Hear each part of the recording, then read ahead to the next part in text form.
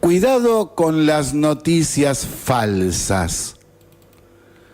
Hoy tenemos como editorial justamente el análisis de una cuestión que ha surgido ayer a la noche.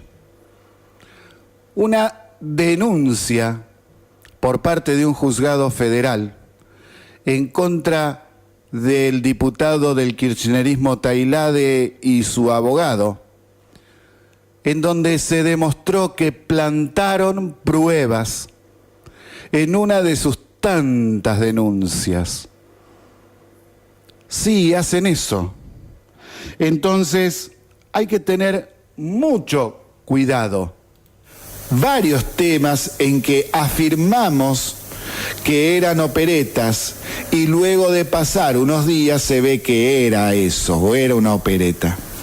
Y a esto lo digo porque tenemos algunos oyentes que discrepan cuando realizamos este tipo de afirmaciones, pero luego se concretan en la realidad. Ahora, nos mandan mensajes retándonos, pero no nos mandan mensajes disculpándose después. Eso no vale, muchachos, Nobleza obliga. Por eso es que volvemos a aclarar algunas cuestiones de se pudrió todo. Las voy a ir numerando. 1. Hay muchas operetas que se inventan solo para hacerle al gobierno provincial, nacional, municipal, como sea, según de dónde venga la opereta, alguna llamada de atención. Ya sea porque consideran que algo puede hacerse mal o porque directamente lo inventan para hacerlos quedar mal ante la gente. El objetivo de eso es ganar votos, nada más, ganar votos engañando a la gente. 2. Varias de esas muchas operetas tienen su origen en, comillas, trascendidos, que luego se ve que no eran verdad. Es porque hay gente de la oposición que en forma permanente tira verdura podrida. 3. Algunas de las operetas tienen su origen en temas que se discuten en el gobierno, pero que todavía no tienen una decisión final. Entonces, inventan la decisión final que podría tener un tema específico para pegarle y protestar. 4. Dentro de las diversas instituciones gubernamentales hay gente que adhiere a la oposición en lo político y permanentemente están saboteando y hasta boicoteando con diversas acciones el desenvolvimiento de las decisiones gubernamentales. 5. Muchos medios, como ser diarios, revistas, portales de la web, redes sociales, diputados, senadores, intendentes, demás funcionarios, etcétera, mienten descaradamente sobre muchos temas. Trucan fotografías, trucan comunicados gubernamentales, como sucedió el martes pasado con uno difundido en el Banco de la Provincia con una firma trucha de Vidal. 6. Ya se han informado bastante sobre la existencia de perfiles truchos y perfiles computarizados, esos que se llaman bots, en diversas redes sociales que son utilizados para difundir noticias falsas. Hasta Facebook, una de las empresas más importantes del mundo, está siendo juzgada por este tema. Entonces, ¿de qué nos vamos a asombrar? 7. Mucha gente recibe en sus cuentas esas noticias mentirosas y se las cree y las difunde entre sus contactos. Cuidado. Antes de revolear alguna noticia, infórmense bien si es verdadera o falsa. 8. Por ello, se pudrió todo. Antes de comentar, explicar y analizar alguna noticia, busca información específica de primera línea. No podemos revelar nuestras fuentes por obvias razones, pero nuestros oyentes ya han podido comprobar desde marzo del 2017 que siempre dimos la posta. Lo que dijimos luego sucedió. 9. Recomendación a la gente. Cuidado. Hay mucho pescado podrido, muchas mentiras, muchas operetas. Antes de formarse una opinión o difundir alguna noticia por sus redes sociales, infórmense bien, busquen otras fuentes. Es decir, no sean usados, no se dejen usar. Sea de donde sea y de la idea política que sea, a la que adhiera, no importa. El pescado podrido está en todos lados. Es triste, la política sucia en nuestro país siempre existió. Ya lo contaba el mismo Martín Fierro. Ciudadanos, les informamos que desde ahora se pudrió todo. Buenas tardes a todos, estamos en Se Pudrió Todo, transmitiendo desde la ciudad de San Nicolás, provincia de Buenos Aires, República Argentina, desde la frecuencia 88.7. San Nicolás tiene este programa con página web, en donde puede encontrar los informes que damos en este programa. Ya subimos el informe que vamos a dar hoy sobre recomendaciones por el tema de la electricidad y el gas, a ver cómo hacer para gastar menos. También tenemos documentos sobre las cuestiones que afirmamos en el programa y todos los audios de los programas anteriores, por si se lo perdió y quiere volver a escucharlo, también puede ser. Su dirección web es sepudriotodo887.blogspot.com.ar. También nos pueden encontrar en Twitter, en Facebook, en Google+ o Google+. Tenemos un canal en YouTube y si nos quieren enviar mensajes lo puede hacer a sepudriotodo887@gmail.com. Y como decíamos en el editorial del principio, cuidado con las noticias truchas.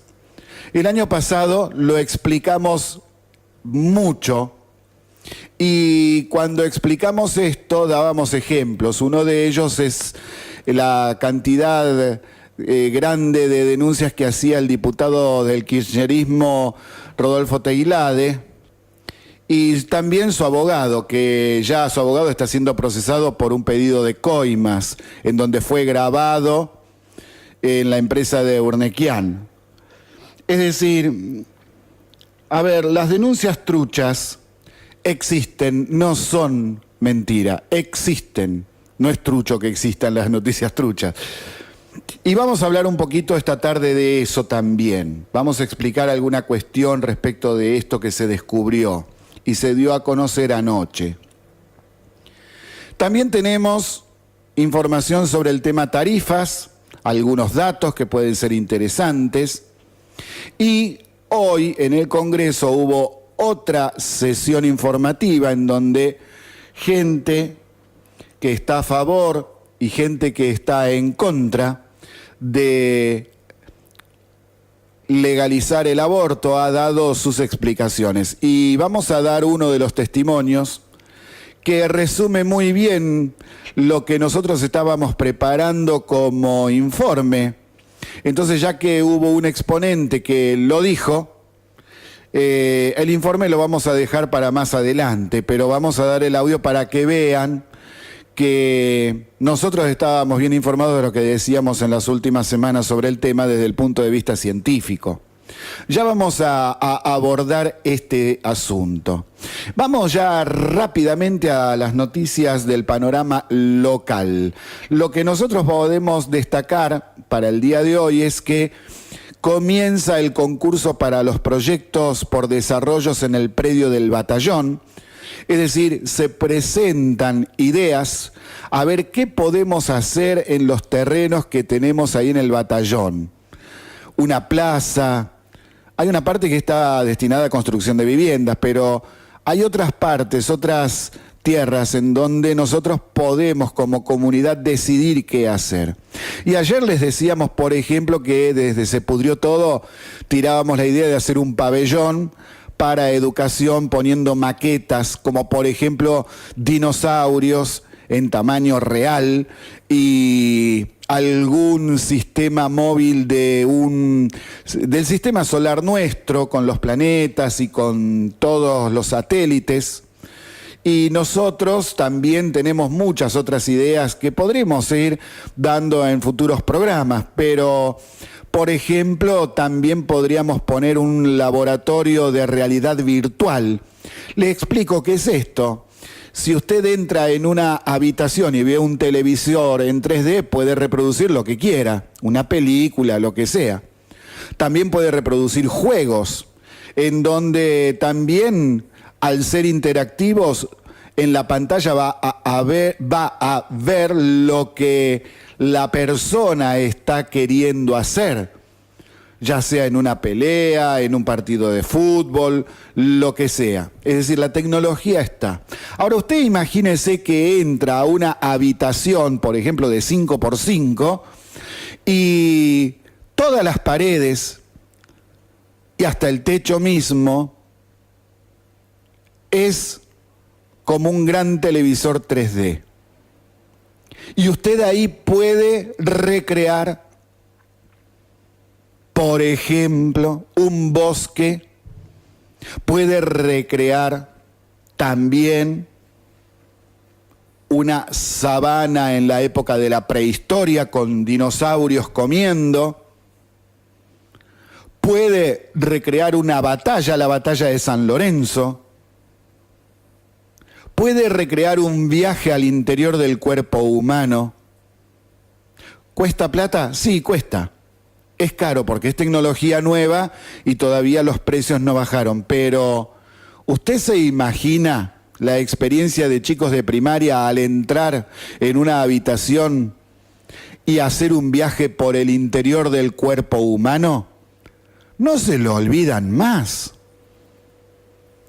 No se lo olvidan más. Y ejemplos como este ya vamos a seguir dando en futuros programas. Otro tema importante es que está el tráiler de empleo joven acá en San Nicolás. Ayer estuvo en General Rojo, hoy estuvo en Conesa. Mañana y pasado, es decir, miércoles y jueves, va a estar en el Skate Park, que está ubicado en Avenida Perón y Botet. Y el viernes en Parque Italia, cuya dirección es Rivadavia y Boer.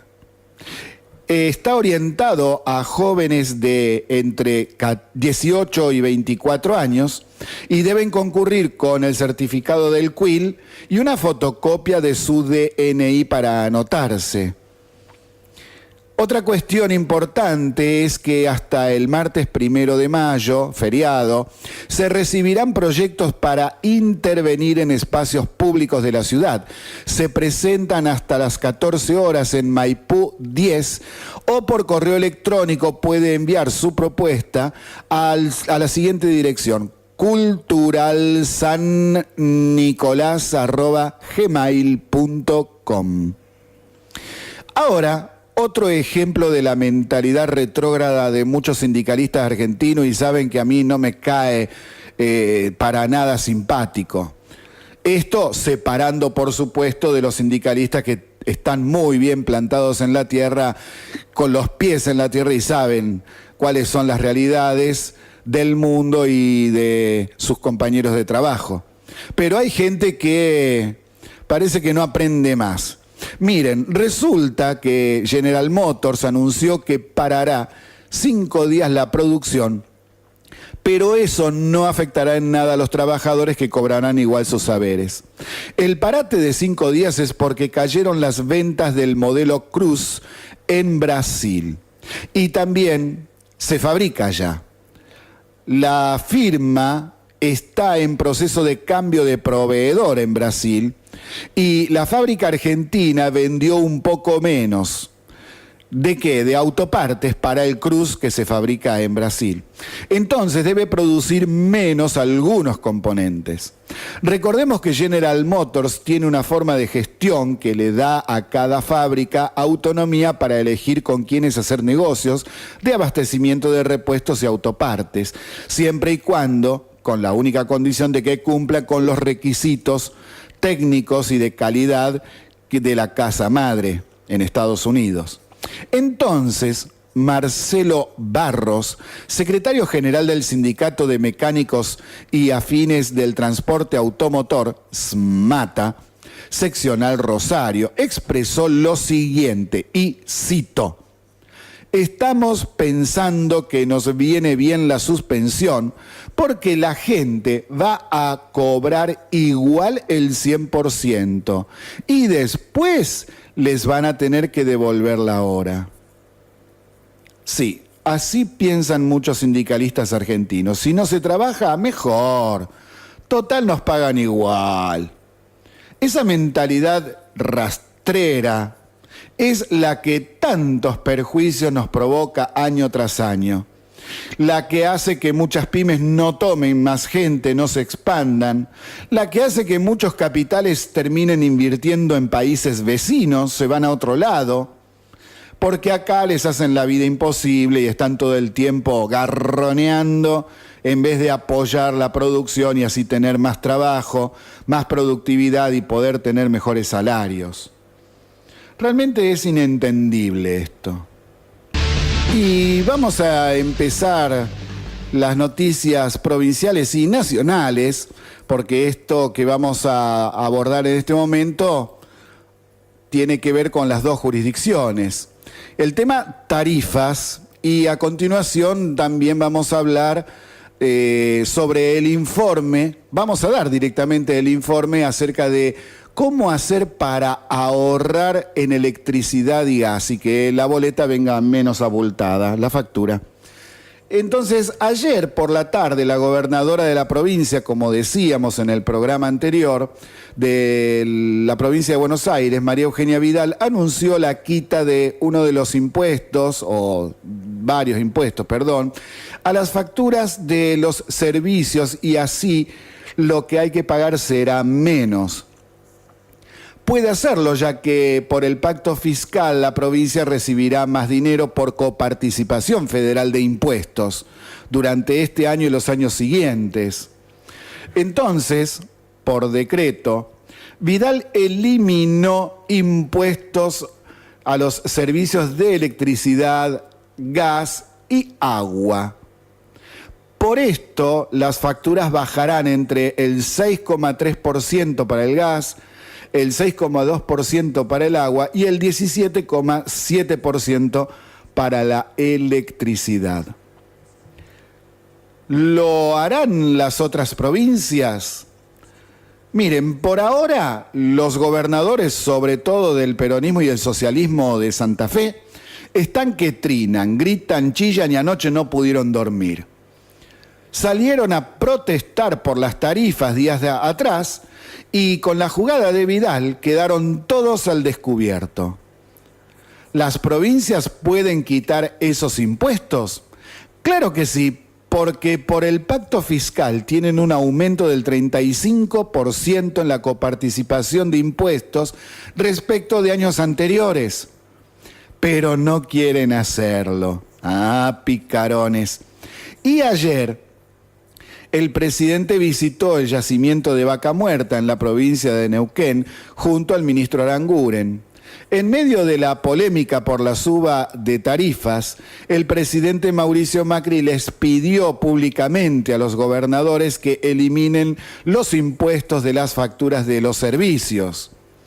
Lo hizo a través de un mensaje grabado en la zona de yacimientos de Vaca Muerta, a donde viajó el día de ayer.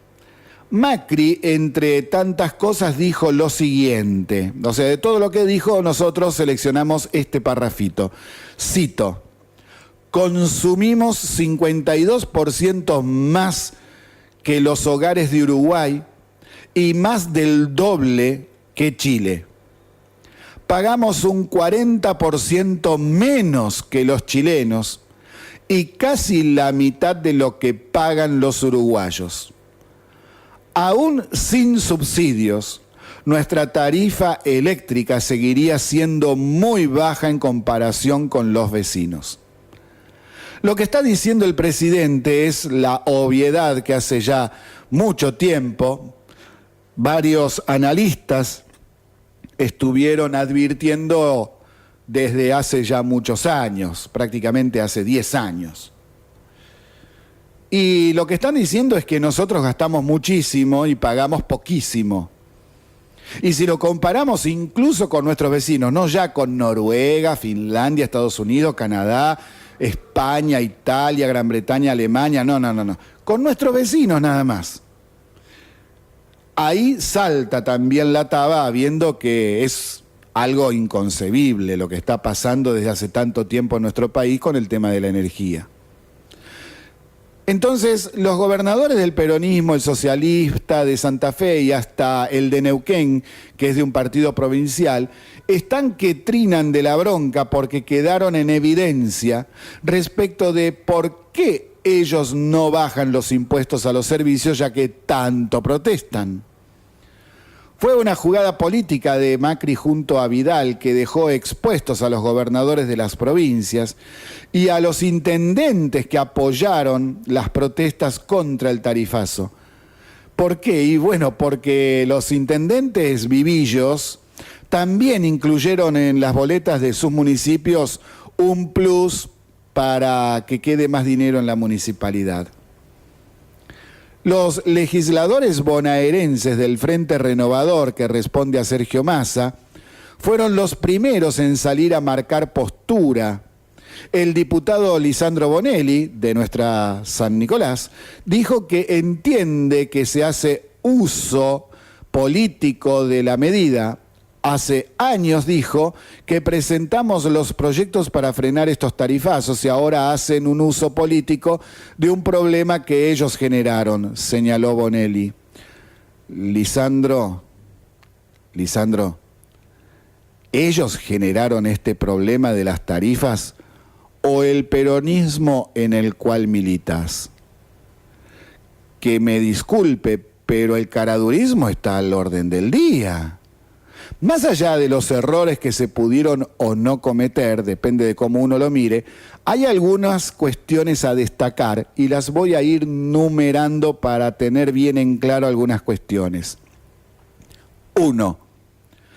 Las tarifas había que actualizarlas y ordenar todo el sistema energético. ¿Podría haber sido más gradual? Consideramos que sí.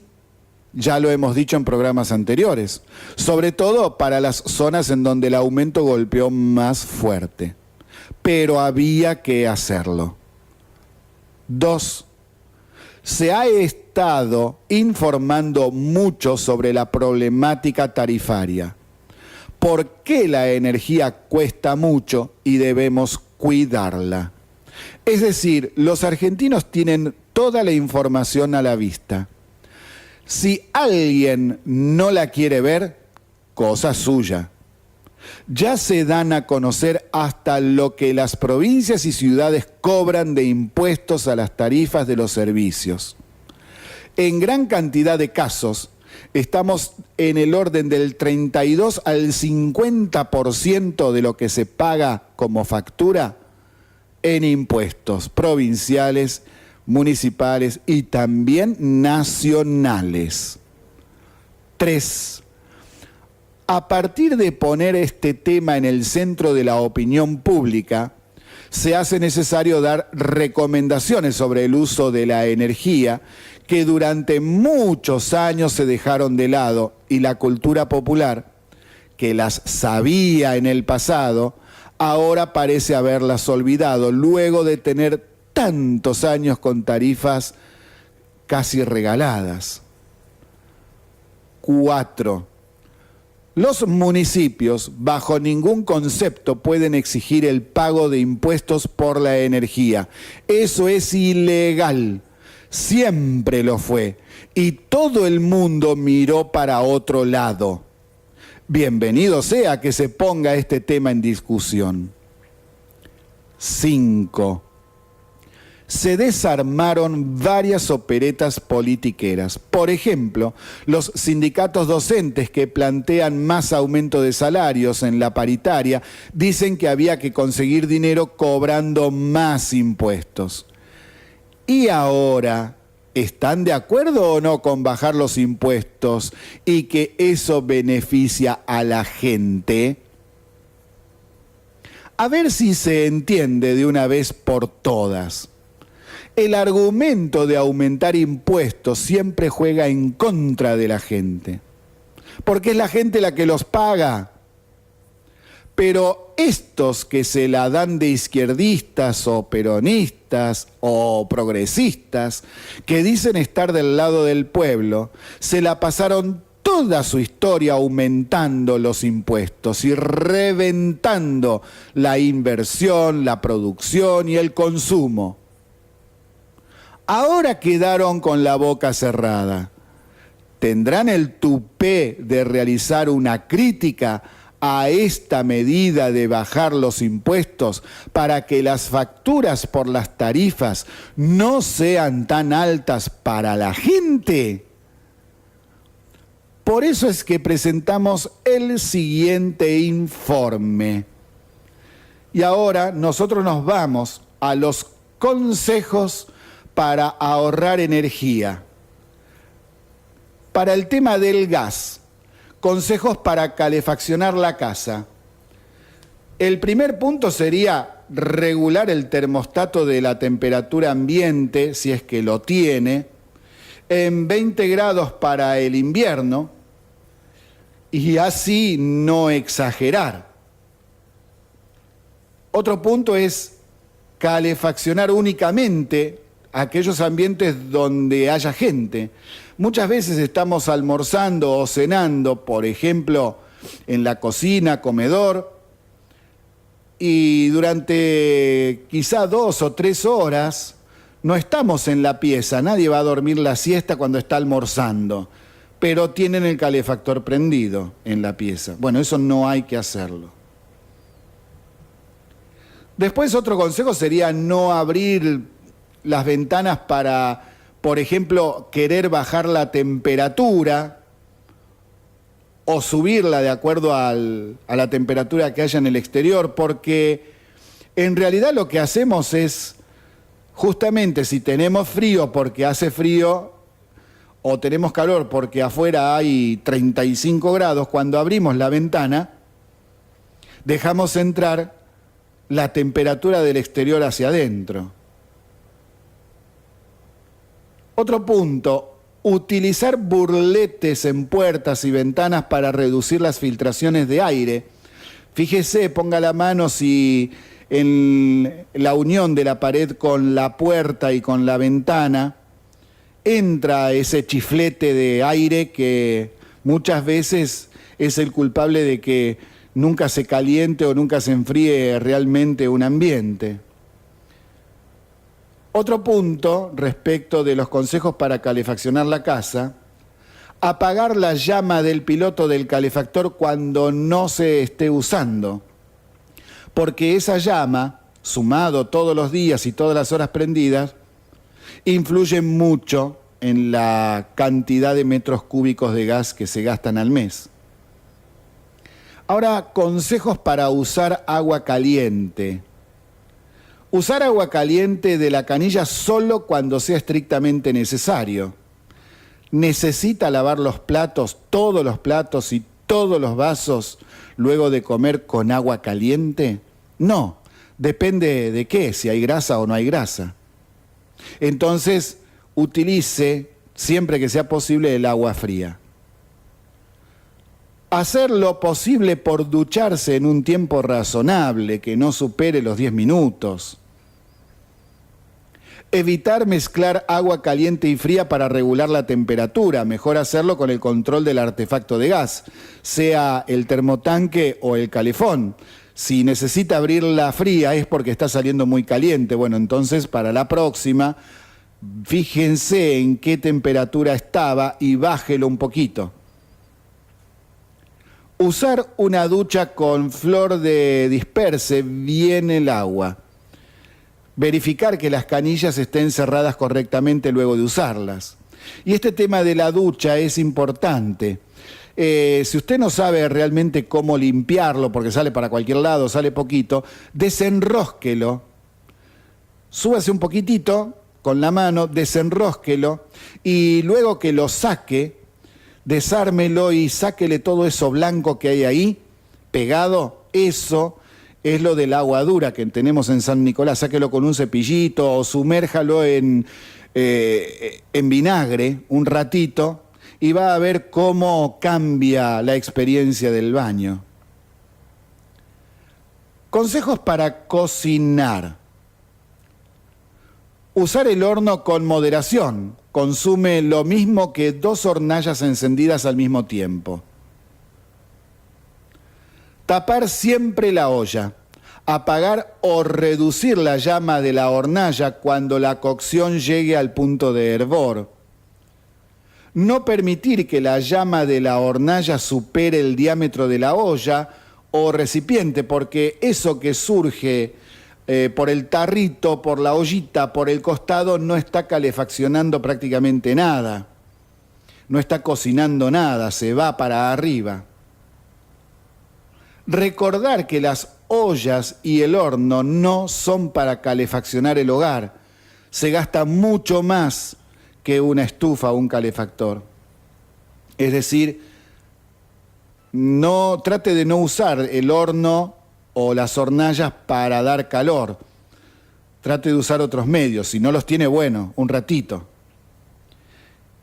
Y apagar la hornalla y el horno cuando se termine de usarlos. Hay mucha gente que por ahí saca lo que tiene en el horno o en la hornalla y se olvida de apagarla y están todos almorzando o cenando y no se dan cuenta que quedó prendido. Fijarnos, tener cuidado con eso. Y ahora nos vamos a la electricidad, a ver qué consejos tenemos para este tema. Los voy a ir numerando porque también son varios y a lo mejor nos perdemos en la explicación. 1. Apagar las luces al dejar una habitación. Es una verdad de perogrullo, pero haciendo esto se puede ahorrar entre el 8 y el 20% de la energía destinada a la iluminación. 2. Mantener limpias las lámparas, porque esto supone un ahorro de hasta el 20%. Un foco sucio pierde hasta la mitad de su luminosidad. Pasarle un trapito con la luz apagada, nada de que esté mojado, un trapito seco. De vez en cuando viene muy bien. 3. Sustituir focos incandescentes por bajo consumo OLED, que utilizan hasta un 80% menos de la energía y además duran miles de horas, mucho más que las lamparitas comunes. Los mejores son los de LED. Son un poquito más caros, pero prácticamente consumen tan poco que lo va a ver perfectamente bien en la boleta cuando le venga la factura para pagar. 4. Utilizar sensores de iluminación para que las luces solo se prendan cuando sea necesario. Esto es parte de lo que se llama domótica, la llamada casa inteligente, tema del que ya estamos preparando un informe. Es decir, esto es cuando uno entra a una habitación, se prende la luz y cuando uno se va, se apaga automáticamente. Entonces nos ahorramos del olvidarnos de apagarla cuando nos vamos. Esto hoy lo pueden conseguir en cualquier casa de iluminación, es un aparatito que se enchufa a la red. Lo que pasa es que los precios varían mucho, pero ya vamos a dar el informe. 4. Con los aires acondicionados, utilizarlos con una temperatura de 24 grados o más al termostato. Prenderlos cuando considere sofocante la temperatura ambiente. Antes de eso, es preferible prender un ventilador porque consume muchísima menos cantidad de electricidad. 6. Al finalizar la carga de la batería de un celular, notebook o tablet, desconectar el cargador porque sigue consumiendo. Es decir, ponemos el cargador, ponemos el aparato a cargar y después lo dejamos. No, desenchúfelo. Cuando usted desenchufa el teléfono, la notebook, desenchufe también el cargador porque sigue consumiendo energía. 7. Computadoras. Cuando no la utilice, apague el monitor, que es lo que más consume. La computadora en sí, si no la está utilizando, consume muy poco. ¿Vio que se apaga sola? No hay problema con eso. El tema es el monitor. Aunque sea de LED, consume bastante. 8. Televisor. No dejarlo prendido a modo de compañía. En muchas casas se prende a las 6 de la mañana y se apaga a las 23, a las 24 horas. Cuando se van a dormir. Y lo dejan prendido todo el día, incluso cuando la gente no está en el lugar, puede estar lavando ropa en el lavadero, por ejemplo. Los televisores LED también consumen mucha energía. No es porque sean de LED consumen poco, no. Y sobre todo aquellos que han comprado televisores de 32 pulgadas o más. Hasta de 55 pulgadas tiene eso, consume muchísimo. Consume menos que los de tubo viejos, pero igual consumen mucha energía. 9. Colocar la heladera separada de la pared 10-15 centímetros para una mejor circulación del aire en la parte de atrás, que es justamente donde está la rejilla donde se ventila el calor que saca del interior. Y evitar abrir y cerrar la puerta reiteradamente. 10. Usar el lavarropas a plena carga y en programas cortos. Evitar la función de secado, ya que es la de mayor consumo, porque al secar prende unas resistencias eléctricas y da calor, y el tambor gira muy rápido para expulsar el agua. Trate de lavar siempre con agua fría. Si elige el programa de agua caliente, el consumo de electricidad será muy grande. 11. Los electrodomésticos en modo stand-by, ¿vio? Cuando tiene la lamparita roja esperando y nosotros con un control remoto lo activamos, consumen un 10% de toda la energía del mes. Sí, en serio, todo eso consumen. Se recomienda apagarlos por completo en el caso de que se pueda, en otros no, depende del modelo. Fíjese de los electrodomésticos que tiene a ver qué función es la que corresponde a apagarlo. 12. Configurar en modo ahorro de energía los equipos que no se pueden apagar. Esto es para que los equipos más modernos, por ejemplo, una computadora se apaga sola luego de unos minutos de no tener actividad. Lo mismo sucede con el equipamiento de las nuevas tecnologías, como los routers para internet, ventiladores de techo y de pie, iluminación, etc. 13. Microondas. Los hornos de microondas son el cuco. Mucha gente dice, uy, ¿cuánto debe estar costando la energía de esto? No lo prendas mucho. Bueno, les tengo la siguiente novedad. Gastan menos que el horno eléctrico o la hornalla de gas si es para calentar comida. Pero para cocinar por varios minutos ya el asunto cambia porque gastan con mucha electricidad.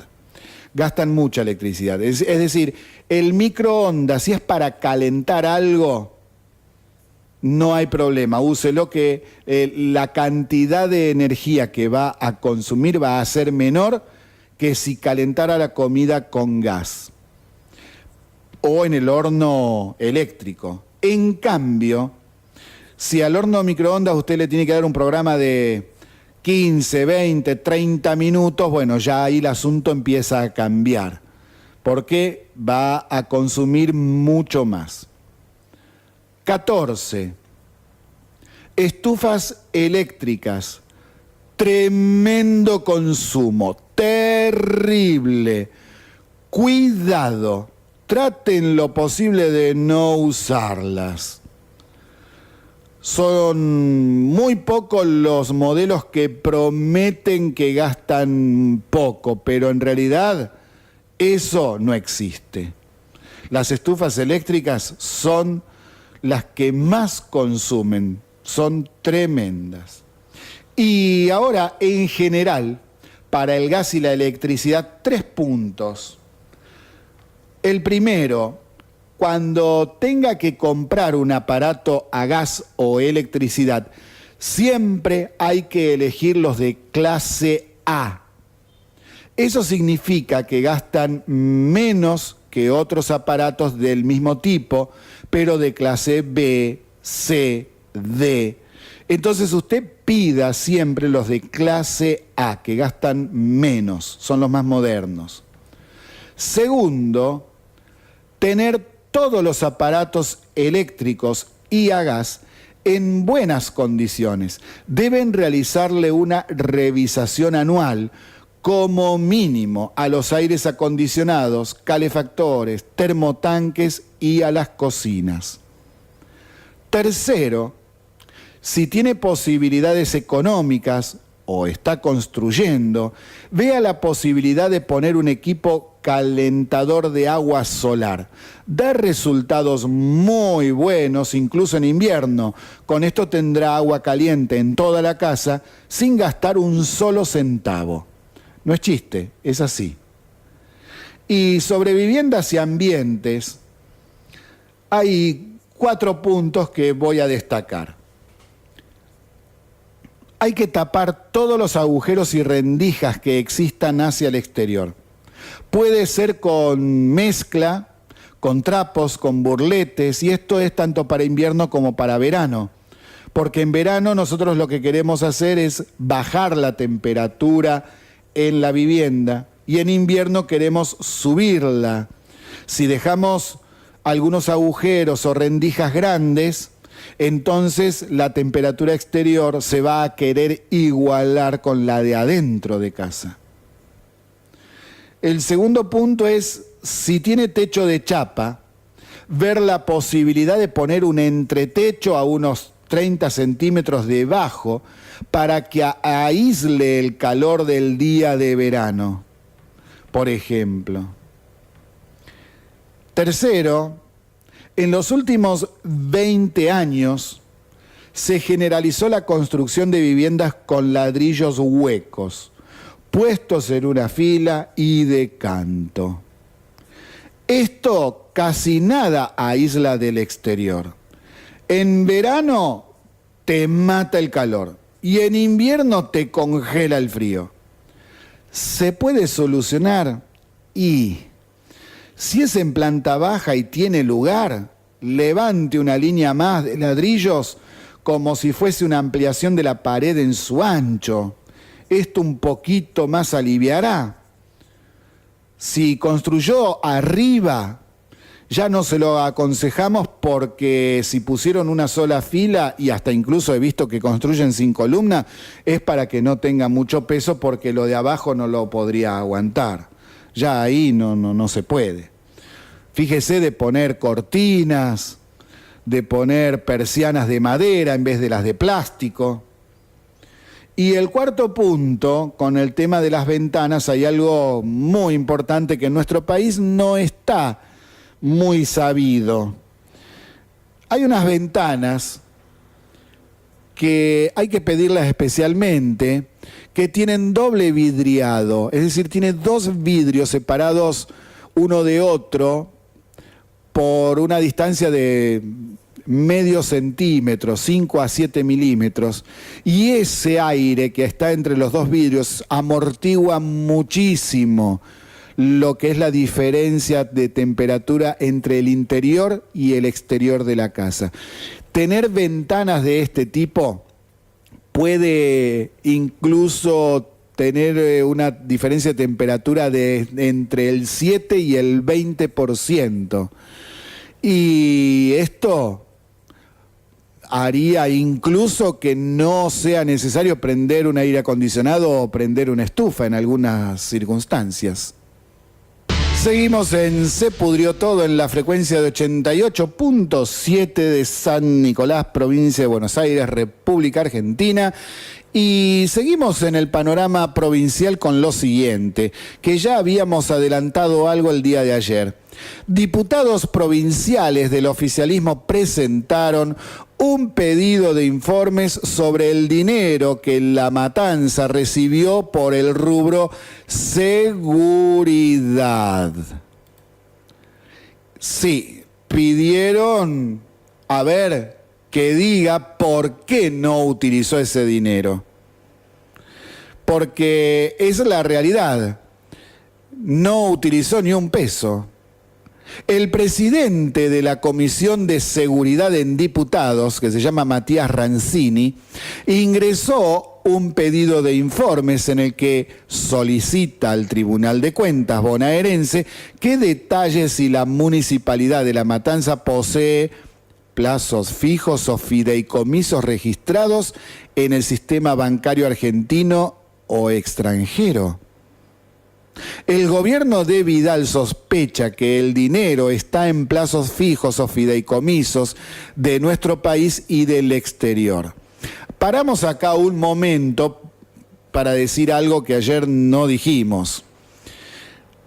¿Por qué puede ser que alguien, en este caso la Intendencia de La Matanza, reciba un dinero para seguridad, como en este caso, pero no lo use para eso, sino que lo use para ponerlo a plazo fijo? Porque este tipo de maniobras ya las hacían en la década del 90 mucha gente, incluso lo hacían los gobernadores de la provincia de Buenos Aires con el dinero de los docentes, que no le pagaban cuando correspondía, le pagaban 5 días después, una semana después, y ese dinero ¿dónde estaba? Si lo tenían, y estaba puesto en plazo fijo, entonces todos los meses se ganaba unos días de intereses.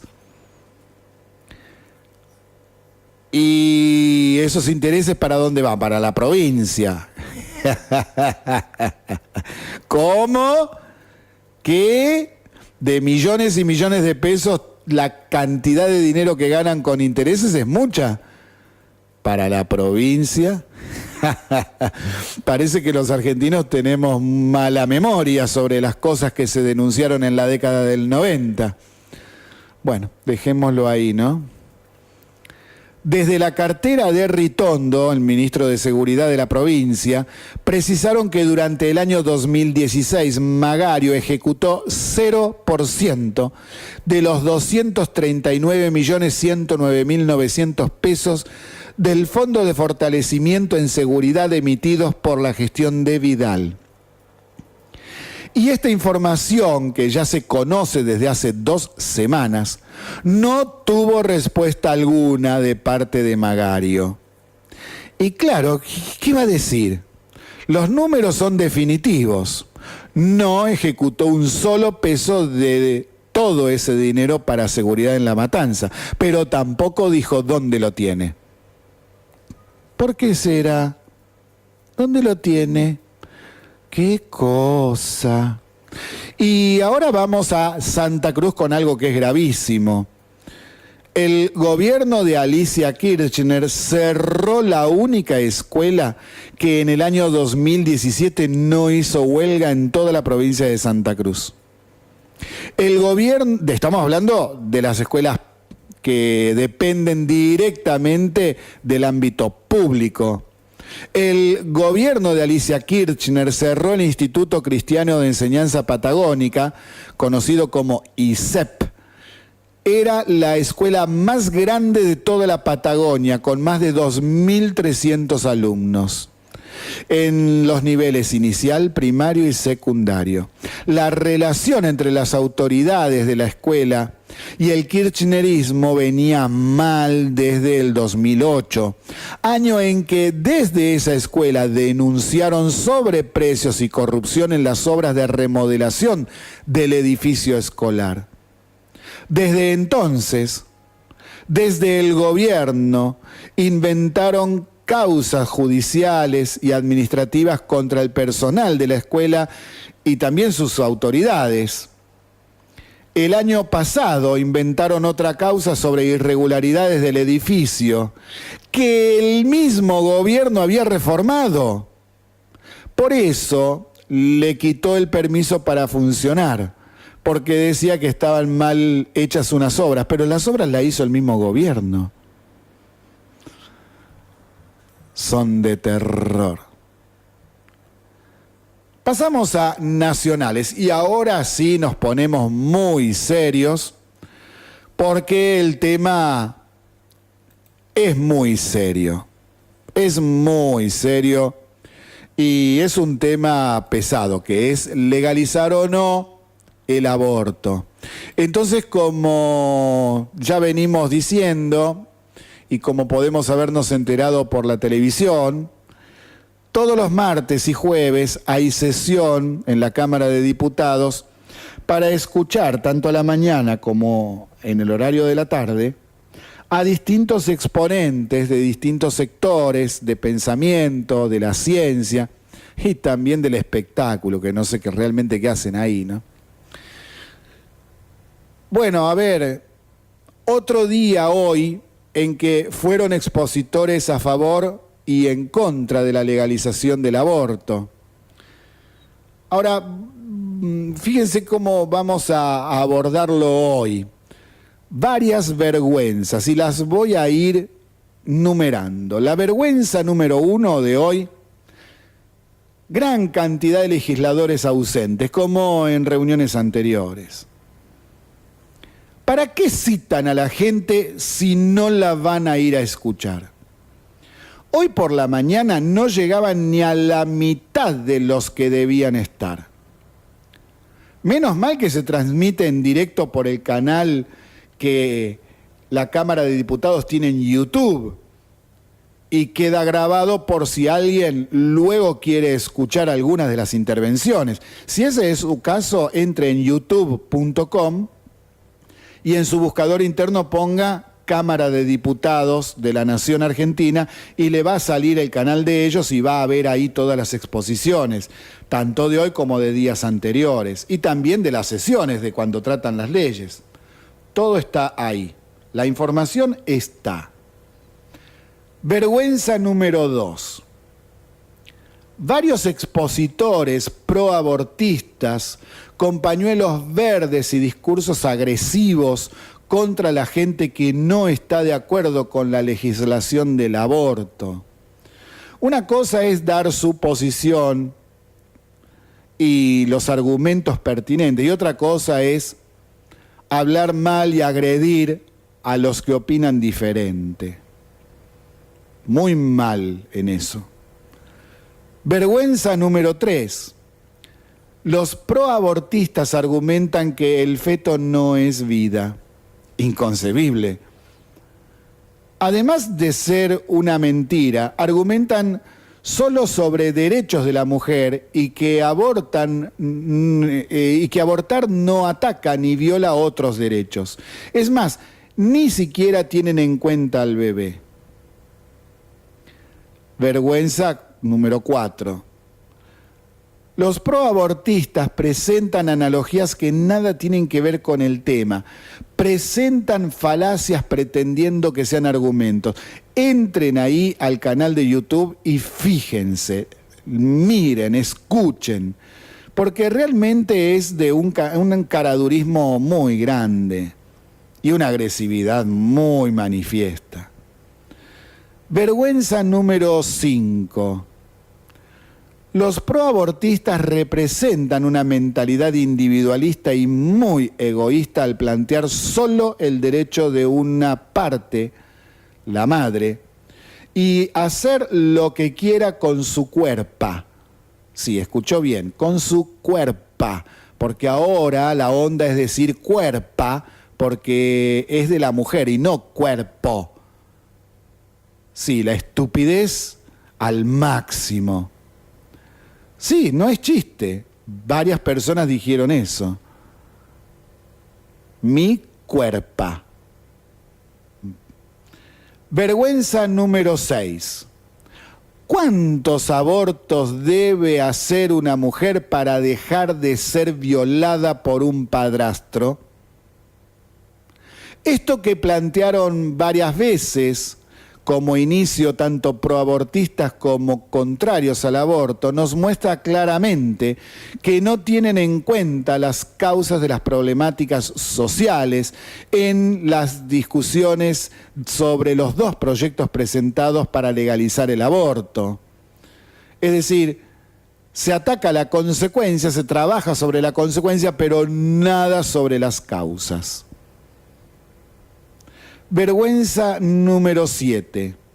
Los proabortistas eluden casi siempre los argumentos científicos sobre cuándo comienza a existir un ser humano. Y en los pocos casos en que dijeron presentar argumentos científicos, eran mentiras descomunales. Claramente el aborto legal significa legalizar el descarte de personas. Discúlpenme que lo diga así, pero es eso. Un genocidio que quieren hacerlo legal. Un tirar a la basura al que molesta a una mujer egoísta que no tiene conciencia sobre la existencia sobre el otro. Es como cuando muchas familias se desentienden de sus abuelos, a quienes tratan de viejos que joden, que molestan y los entierran en geriátricos en donde el amor y el cariño, la compañía de la familia no existe, no está, está ausente. Feo terminar nuestros días de esa manera, ¿no es así? Hoy entonces les traigo el audio de una exposición de esta mañana. La doctora Paola Basualdo, que es médica pediatra. Esta exposición es importante porque deja en claro cuál es el estado actual de la ciencia en el mundo sobre el tema de la gestación humana. Escúchenlo bien, porque hay mucha gente que no tiene muy en claro por dónde está lo último que se sabe sobre este tema en la ciencia del mundo. Y entonces, al no saber, mucha gente se cree inexactitudes, podríamos decir. Vamos a escuchar a la doctora Paola Basualdo. Hola, buen día. ¿Cómo están? Es un privilegio estar en este lugar. Yo soy Paola Basualdo, soy médica pediatra del conurbano bonaerense y estoy acá para ver si miran otra visión acerca de lo que es despenalizar o no o interrumpir el embarazo. El desarrollo del ser humano es un proceso que se extiende a lo largo de toda su vida, donde va adquiriendo progresivamente capacidades diferentes para poder enfrentar desafíos según cada momento evolutivo. Por ello no se puede comparar una etapa del desarrollo con otra. El embrión tiene capacidades diferentes al recién nacido y así también el recién nacido al adolescente. No es más ser humano un adulto que un niño. Se es ser humano y punto. Desde que se forma el cigoto, un ADN nuevo surge y de esta manera se diferencia de ambos padres. A partir de allí se desencadena una cascada de eventos orquestados por este nuevo ser, para asegurar su supervivencia, creando un ambiente alrededor y adaptándose al medio. Así como el recién nacido tiene reflejos arcaicos para poder alimentarse y nutrirse. El sistema inmune materno se adaptará entonces para tolerar este nuevo ser y se formará un binomio, dos seres distintos unidos por lazos físicos. La vida intrauterina es aún un misterio. La medicina fetal se está abriendo camino ante los avances tecnológicos y moleculares. El uso de las ecografías 4D, 5D en tiempo real, la resonancia magnética funcional, nos permite abrir un nuevo panorama acerca de esta vida intrauterina. Comenzamos a hablar de comportamiento fetal, de programación fetal, entendiendo el comportamiento fetal como el patrón de movimientos del feto, que es una ventana a su neurodesarrollo, en donde puedo ver el aprendizaje, la activación sensorial y demás. Tanto es así que los movimientos fetales son expresión de ese neurodesarrollo, primeramente gruesos, originados en estructuras espinales y en el mesencéfalo rudimentario, y luego finos, que tienen que ver en el origen de la corteza cerebral. Y así tenemos movimientos vermiculares, como ese embrión de 6 a 7 semanas, sobresaltos tipo hipo alrededor de la semana 8, movimiento de brazos y piernas alrededor de la semana 9, estiramientos, movimientos mano-boca alrededor de la semana 10, chupeteo, deglución y movimientos oculares en la semana 12, y así podría continuar. Además, a medida que la medicina fetal va avanzando y las operaciones intrauterinas se van desarrollando, empezamos a estudiar la analgesia y el dolor en el niño que está en el vientre. Y existen evidencias de la existencia de vías del dolor presentes desde la semana 6 y de presencia de sustancia P, que es un neurotransmisor del dolor, a partir de la semana 8. Y no son las mismas vías corticotalámicas, que son las que más tarde van a aparecer. La resonancia magnética funcional permite realizar el mapeo de las distintas partes del encéfalo del feto y nos permite ver cómo reacciona a los estímulos de alrededor. La programación fetal son los cambios estructurales, funcionales y fetales a raíz de sus experiencias dentro del útero, de nuestras experiencias dentro del útero. Por ejemplo, el haberse expuesto a hipoxias, amenazas de parto prematuro, drogas y demás.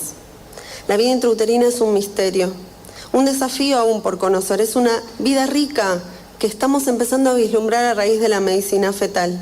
La nueva evidencia nos hace conocer aún más lo biológico, pero también nos habla de un comportamiento del feto. Nos dice cómo siente, cómo responde al medio, cómo se duele, cómo sufre, cómo aprende, cómo se programa. No puedo exigirle a un embrión que hable, como no puedo exigirle a un recién nacido que camine solo. Estoy acá para decirles que no solo es vida y que es un ser humano, sino que sería injusto evaluarlo por si puede sobrevivir o no al útero, porque hay una vida intrauterina y una extrauterina. Por eso tiene derecho a vivir. Y es la medicina fetal la que les va a empezar a hablar mucho acerca de este sujeto. Estoy aquí porque pienso que despenalizar el aborto significa decir que no es vida, y si digo que es vida, en todo caso será una vida desechable en función de otros intereses. Significará despenalizar el aborto en Argentina, que haremos selección de individuos, que los que nacen o no nacen, no por sola voluntad de sus padres y avalados por el Estado. Me pregunto cuántos fetos con síndromes nacerán, cuántos síndromes de Down nacerán a partir de ahí. También significará que para hacer valer mi derecho, puedo violentar los derechos de otros, y así vamos a sentar un precedente. También quiero hablarle a la sociedad que está viendo por internet, a las generaciones próximas. Ejerzan su sexualidad libremente, claro que sí, pero con responsabilidad. Usen anticoncepción, pero cuando hay vida sean responsables y respeten esa vida. Y a ustedes, queridos legisladores, les digo que hay otra opción. No tenemos que elegir una vida o la otra. Existe un camino, más esforzado, sí, claro, pero si no, ese camino me va a dar muchos más beneficios. El camino es este: el Estado en los barrios, políticas de salud pública en serio, salud reproductiva en serio, educación sexual, procreación responsable, asistencia a los grupos vulnerables, combatir los centros clandestinos y de venta de drogas como el misoprostol.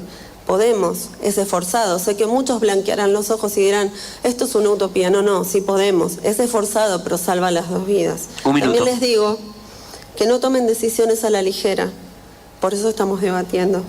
Sean sabios en tiempos confusos, sean justos en tiempos injustos, sean valientes e independientes en defender la vida, sí, las dos, las de las mamás también. Muchas gracias.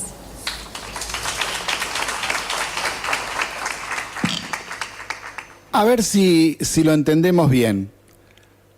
Lo que está planteando esta doctora es que las nuevas tecnologías que se están utilizando para estudiar la concepción humana han demostrado que ya hay reflejos nerviosos en la semana sexta, no en la semana 14, como dicen los proabortistas. Ya se comprobó que es en la semana sexta, que el dolor ya en la sexta semana se puede sentir, el sufrimiento, el miedo. Entonces, cada vez que la ciencia avanza, cuando a algún grupo no le gusta lo que se descubre, lo tapa o directamente ni se enteran porque no les interesa enterarse. Hay cuestiones que son inapelables, esto ya está demostrado, está listo. Es lo que nosotros estábamos planteando en el informe, a ver qué es lo último que se sabe desde el punto de vista científico respecto de ese argumento que dan los proabortistas acerca de, bueno, pero si el feto hasta la semana 14 no siente dolor, no siente nada porque no tiene el aparato nervioso formado. Bueno, acá ven que no es así. Y si tienen alguna duda, he visto que hasta incluso en internet hay cientos de páginas de distintos institutos de primer nivel en todo el mundo que están estudiando el tema y que tienen todas estas conclusiones para la lectura libre del que quiera informarse. Entonces, seguir mintiendo descaradamente, no, muchachos, si están a favor del aborto, bueno, planteen sus argumentos desde la verdad. No exageren, no digan, no oculten la información. Hagan las cosas por derecha, como corresponde, no tiren pescado podrido. Vamos a escuchar algo de música para distendernos y vamos a volver ya con este tema de las denuncias truchas de Rodolfo Tailade. Estamos en Se Pudrió Todo, transmitiendo desde la 88.7 de la ciudad de San Nicolás a las 18:21 de este 24 de abril del 2018. Y ahora, mamita, una bomba, algo realmente muy grave. El tema, filtraciones en la AFIP. La noticia de anoche es un diputado kirchnerista llamado Rodolfo Tailade y el abogado Alejandro Sánchez Calvermaten fueron acusados de plantar pruebas en una causa que iniciaron contra altos funcionarios de la AFIP. Sí, la denuncia que presentaron es falsa, como tantas veces hemos dicho en este programa, y que me valió hasta el enojo de mi compañero de programa, allá en el mes de septiembre. Resulta que Tailade, ex empleado de la AFI, es decir, los espías, denunció la existencia de una estructura dentro de la AFIP, que es el organismo que cobra los impuestos, para violar el secreto fiscal de numerosos contribuyentes y preparar carpetazos para ser presentados por Carrió en sus denuncias utilizando secretos fiscales. Eso es lo que dijeron. Y a lo que en Se Pudrió Todo dijimos el año pasado, esto es trucho. En el año 2016, Tailade denunció a 4 funcionarios del ente recaudador. Ellos son Eliseo Devoto, Jaime Mesikowicz, Adriana Raggi y Alejandro Gustavo González. El juez federal Claudio Bonadío sobreseyó a los funcionarios de la Administración Federal de Ingresos Públicos y determinó que fueron víctimas de una denuncia falsa. En su denuncia original, Tailade hablaba de un correo electrónico que llegó a mi casilla, dijo él, de correo institucional en Diputados, con toda la información que luego llevó a la justicia. Pero toda la información era todo un invento, todo mentira. Y así plantó información falsa en una denuncia. Pero dentro de las pruebas que fueron plantadas para justificar la presentación, las pericias informáticas realizadas por el área de cibercrimen y la sección análisis tecnológico de la Policía Metropolitana demostraron que en una laptop o notebook, como quiera decirle, de la esposa de Masikovsky, secuestrada por el juez Rodríguez, que en su primer momento es el que manejó la denuncia, se insertaron varios archivos para incriminarlo y así convalidar la acusación de Sánchez Calvermaten, quien había declarado que encontrarían esos archivos. ¡Qué trucho!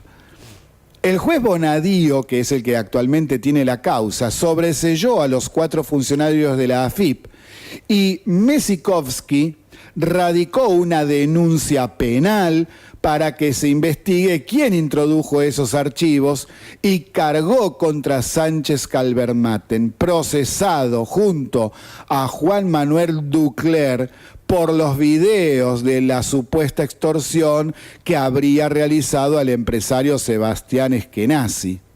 Y digo supuesta extorsión porque legalmente tengo que decirlo así, ya que nuestro Código de Justicia está atrasado 150 años en estas cosas. Porque en el video de la cámara oculta se demuestra totalmente que no es supuesta extorsión. Estas son las cosas que venimos diciendo en Se Pudrió Todo, que hay que cambiar, que hay que modernizar. Por ejemplo, le doy otro caso.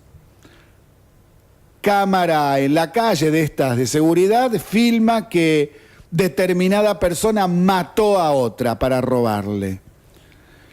Cuando la detienen a esa persona porque le ven la cara, lo identifican, ya está, no es un supuesto asesino. Ya lo están viendo, está filmado, la prueba es inapelable. Es el asesino, no es supuesto. Luego se le hará el juicio para ver qué pena le cabe, pero... A ver, muchachos del Poder Legislativo, a ponerse las pilas y a trabajar sobre este tema. Hay que modernizarse.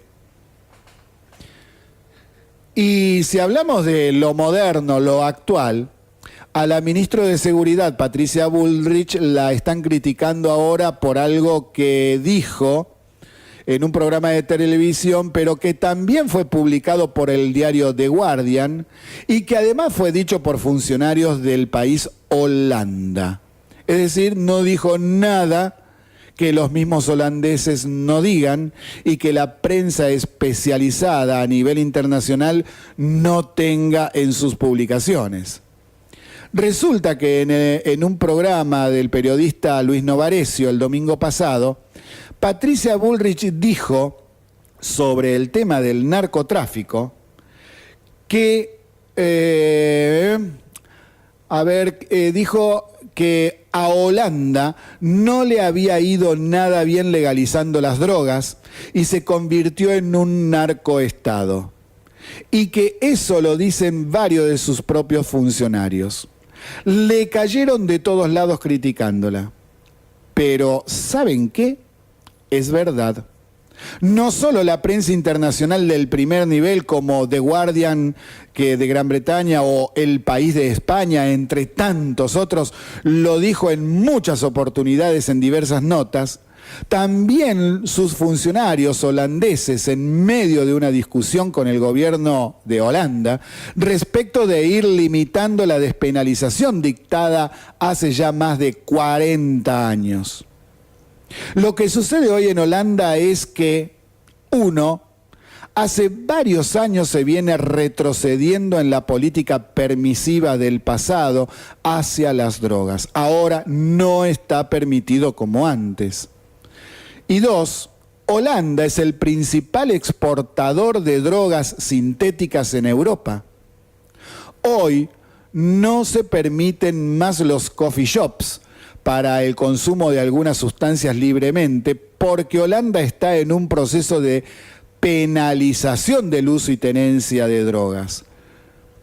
Entonces, por ejemplo, el presidente del sindicato de policía holandés, a quien Bullrich parafraseó este domingo, señaló en relación a la suerte de guerra que se viene entre bandas de distinto origen por el tráfico de drogas.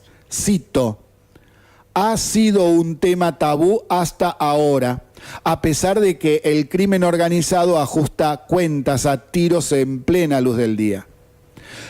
En los últimos 30 años, además, los pequeños traficantes holandeses se han convertido en grandes inversores de inmuebles. En definitiva, estos son los rasgos de un narcoestado. Entonces, antes de realizar una crítica, hay que saber bien qué es lo que vamos a criticar y por qué. Porque nos estamos dando muchos golpes contra la cabeza realizando críticas contra personas que en realidad esa persona tiene razón. Es más, los mismos que en la Argentina piden la legalización de la marihuana y hasta de otras sustancias mucho más fuertes, dan como ejemplo a Holanda, sin saber que en Holanda hace varios años está en un proceso de retroceso en esa política de dejar libre la droga. Claro, mienten en lo que no les conviene. También tenemos información fresquita sobre el tema AMIA. Bueno, fresquita más o menos porque ya esta tarde terminaron de publicarlo en los portales, los principales diarios de la Argentina. Y es sobre la querella unificada de la AMIA y la DAIA, que pidieron el lunes, es decir, ayer, condenar a 4 años de prisión al expresidente de la Nación, bueno, no lo quiero nombrar, el sultán de Anillaco, y a 3 años al ex titular de la CIDE en su gobierno, que era en aquel momento Hugo Anzorregui. ¿Por qué? Por encubrimiento, incumplimiento de deberes y otros delitos durante la investigación del atentado a la AMIA en el alegato final ante el Tribunal Oral Federal 2. El abogado de la querella, que se llama Gabriel Camiser, presentó su alegato en el juicio oral el día de ayer por el encubrimiento del atentado a la AMIA y recordó que durante la investigación del atentado, el sultán de Anillaco ordenó que se le indicara a Galeano, el juez de aquel momento de la causa, que no avanzara sobre la pista que conducía al ciudadano sirio llamado Jacinto Canore Edul, un allegado a la entonces familia presidencial. Esta es la conocida pista siria que se dejó de lado. La AMIA como institución expresó lo siguiente, cito: la pista siria no llevó a ningún lado. No obstante, había que investigar a Canore Edul y no se lo hizo correctamente. Por la omisión de investigar y las irregularidades cometidas, señalamos la responsabilidad del poder político, el juez y la ex CIDE. Entonces vamos a aclarar algo porque en los diarios no lo vi que lo explicaran.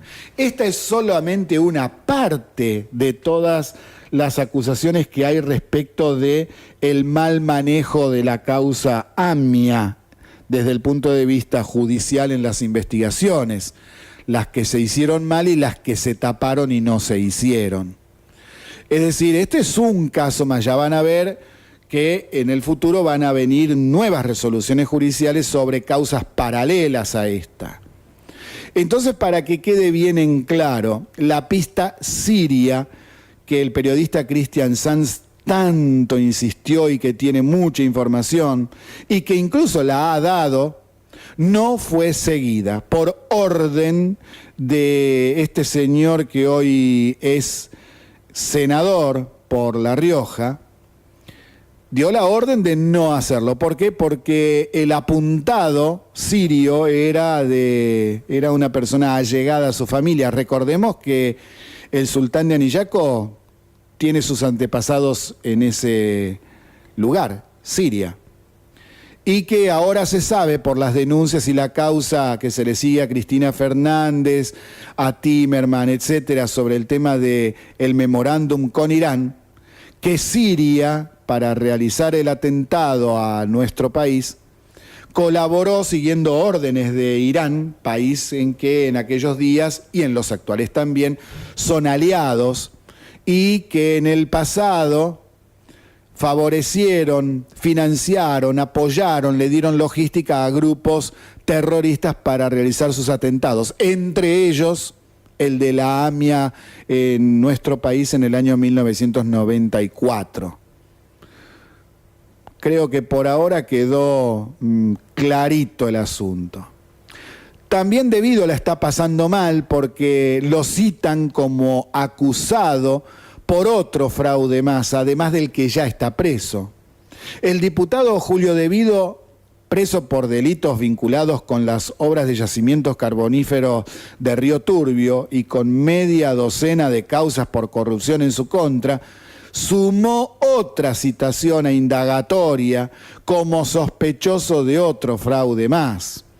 Entonces, a ver, acá esto es de no terminar nunca, porque todos los días salen denuncias nuevas, denuncias que en realidad nuevas más o menos, porque ya el periodismo de investigación lo venía diciendo hace tiempo.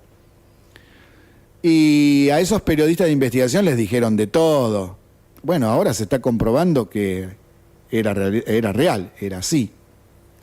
También tenemos que el juez Claudio Bonadío lo citó a declarar el próximo 23 de mayo para que responda por la compra con sobreprecios de un costoso equipamiento de captura digital de movimiento para películas que adquirió la Universidad de San Martín con fondos del Ministerio de Planificación que Devido comandaba.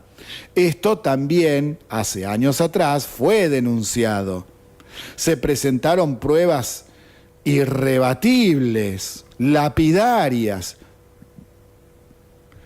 Bueno, recién hoy, 5 años después, como que la causa se empieza a mover. Bueno, después no se queje la gente del Poder Judicial cuando se la critica.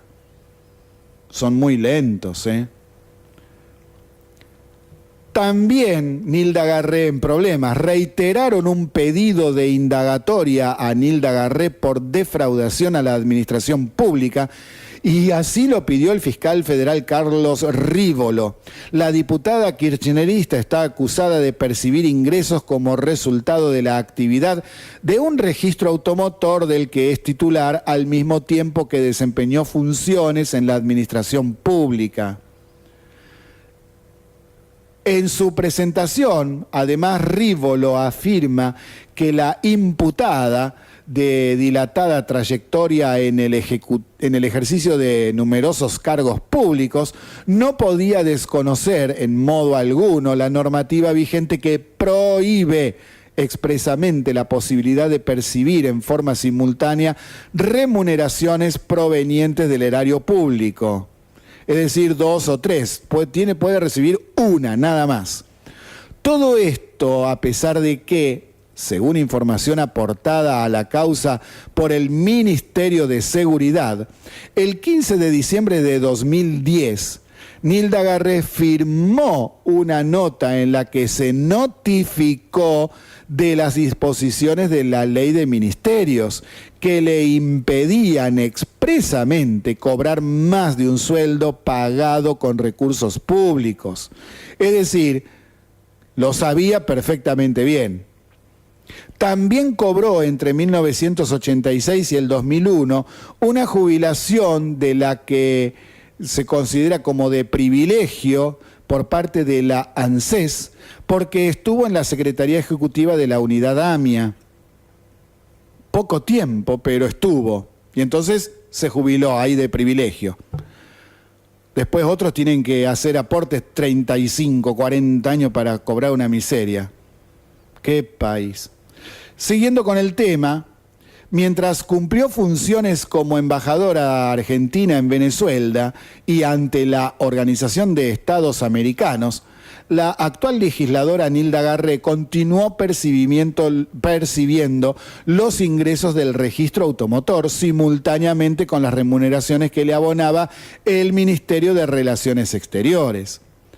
Esta prohibición también la conocía Nilda Garré, ya que al momento de ingresar como funcionaria del Servicio Exterior de la Nación, firmó una planilla con declaración jurada de cargos y actividades en la que se le notificó de los alcances de la normativa vigente que le impedía percibir más de un sueldo proveniente del erario público.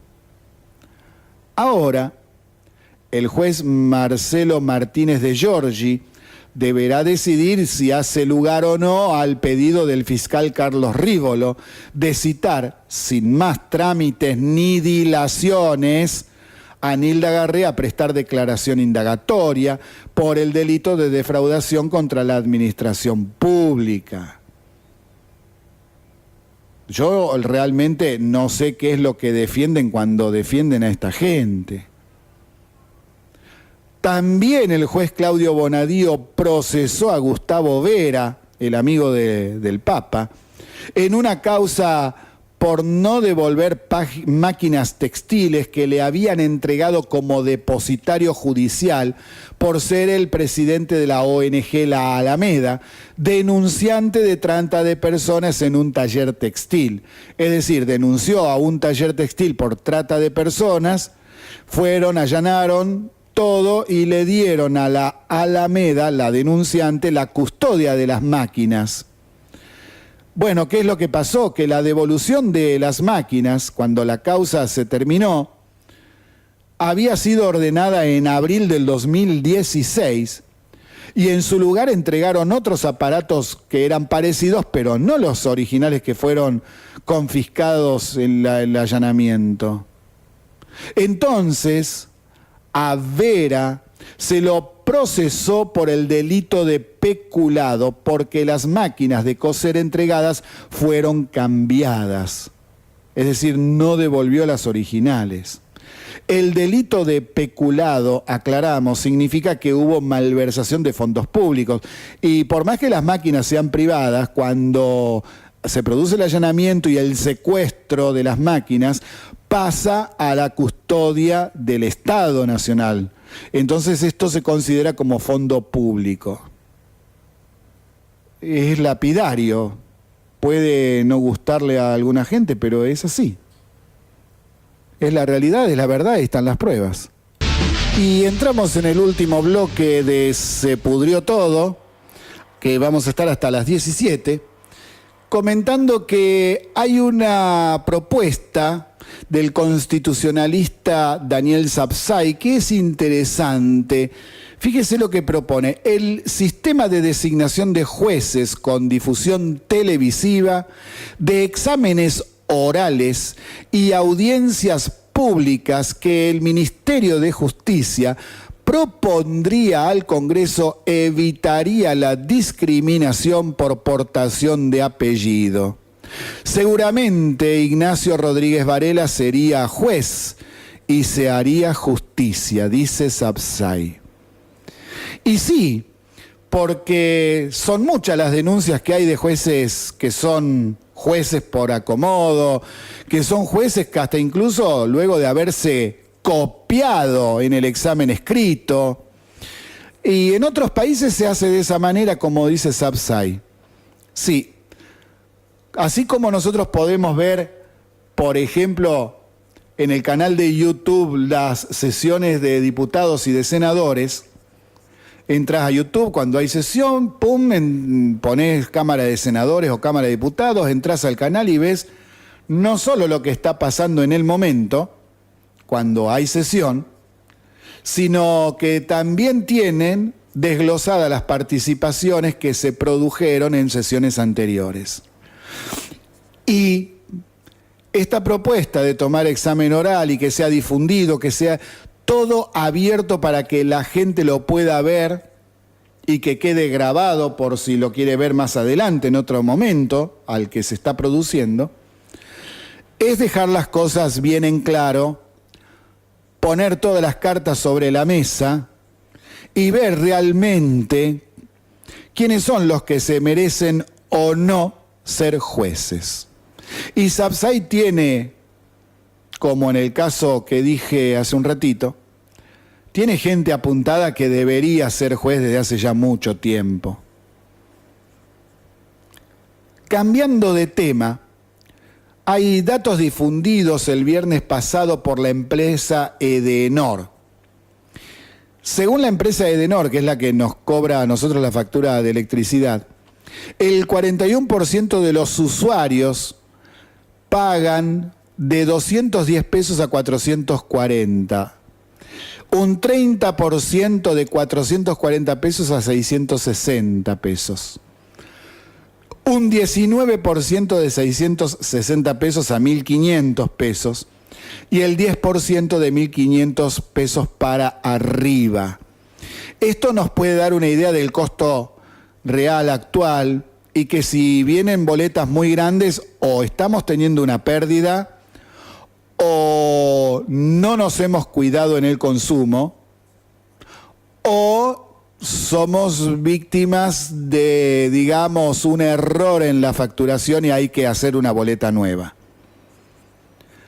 Por esto decíamos que la provincia desde el día de ayer habilitó un número de teléfono, el 0800, al que podemos llamar para ver y cotejar si la barbaridad que nos llega, si es que nos llega una barbaridad, lógicamente, no va a llamar por cualquier cosa, si la barbaridad que llegó es real o no. Les voy a dar el teléfono otra vez y se los voy a repetir mañana también. Es el 0800 333 6384. Repito, 0800 333 6384. Lo aclaro porque ya hemos hablado, hemos informado, hemos dicho, explicado que hay muchas facturas que no son reales. Y tampoco es culpa de la empresa, sino de determinada gente que está trabajando en cómputo que comete algún error o que directamente no es un error, sino es que está hecho a propósito para enervar los ánimos, para hacer enojar a la gente, porque políticamente le conviene. Sí, hacen esas cosas. Y pasamos ahora a CAME, que es la Confederación Argentina de Mediana Empresa. Dio a conocer sus últimos datos y los puede cotejar en el sitio web de la CAME, si quiere, que están publicados ahí en la página frontal. En marzo hubo un crecimiento del 3,6% comparado con el del año pasado. Esto significa que ya van 9 meses seguidos con cifras positivas, es decir, la Confederación Argentina de la Mediana Empresa está diciendo que la mediana empresa en marzo pasado, comparado con marzo del 2017, tuvo un crecimiento del 3,6%. En los primeros 3 meses del 2018, la actividad de las pequeñas y medianas empresas aumentó un 2,9%. Hubo 2 actividades con caídas, es decir, a las que no le fue muy bien. Caucho y plástico, que cayó un 1,5%, y calzado y marroquinería, que cayó el 2,4%. Los rubros que más crecieron, aunque son más en el listado que les voy a dar, pero estoy hablando de los que más crecieron según lo que publica CAME, son material de transporte, que creció el 11,5%, productos de metal, maquinaria y equipamiento, el 9,3% de crecimiento, minerales no metálicos, el 4,5%, alimentos y bebidas, el 3,4% de aumento, y maderas y muebles, el 1,9%. Entonces, a ver, a algunos establecimientos industriales les puede ir mejor o peor. En general, estas son las cifras que no maneja el gobierno, vienen de los mismos empresarios. La CAME es la cámara que agrupa a ellos mismos. Y viendo estos números, me quedo pensando, la pucha, ¿cómo sería realmente el crecimiento y la pujanza que tenemos los argentinos si tuviésemos un país normal, por ejemplo, en el cobro de los impuestos? Estamos entre los 5 países que más impuestos pagan en todo el mundo. Y aún así, fíjense las cifras que da CAME.